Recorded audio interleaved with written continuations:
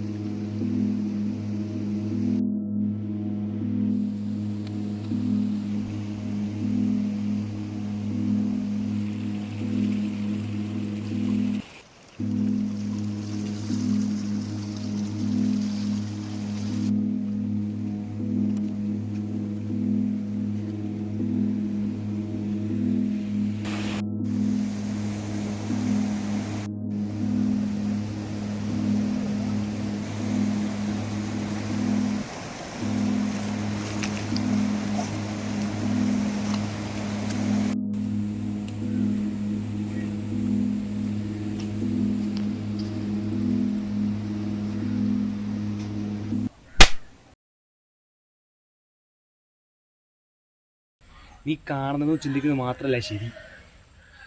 അല്ലെങ്കിൽ നീ വീണ്ടും പോവും ചാവാണെന്ന് പറഞ്ഞിട്ട്. ആരെങ്കിലും കാണായിരുന്നു. നീയാണോ എന്നെ പറഞ്ഞു വിട്ടത്? അതിന് നീ എവിടെ അറിഞ്ഞിട്ട് വേണ്ടേ?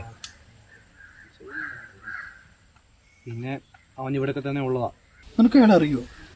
എനിക്ക് മാത്രമല്ല, ഈ നാട്ടുകാർക്ക് എല്ലാവർക്കും അവനെ അറിയാം. ചിലപ്പോൾ നിനക്ക് അറിയായിരിക്കും. നീയിപ്പോൾ ചാവാൻ വേണ്ടി പോയ സ്ഥലമില്ലേ? അവിടെ കുറേ വീടുകളുണ്ടായിരുന്നു. 2 വർഷം മുമ്പ് ഉരുൾപൊട്ടിയപ്പോൾ എല്ലാവരും പോയി.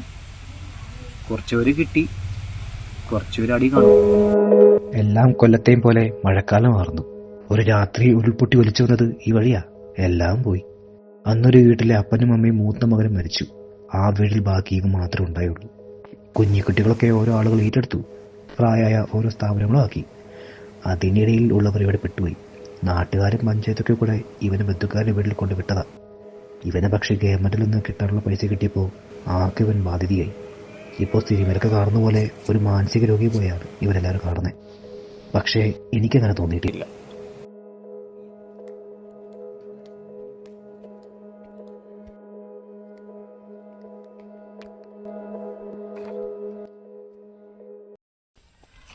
അയാൾക്ക് നഷ്ടപ്പെട്ടത് എന്താണെന്ന് ആർക്കും ഇതുവരെ മനസ്സിലായില്ല.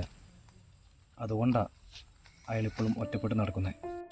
നീ കടന്നു പോകുന്ന അവസ്ഥയിൽ അവനേക്കാൾ നിന്നെ മനസ്സിലാക്കാൻ ആർക്കും പറ്റില്ല.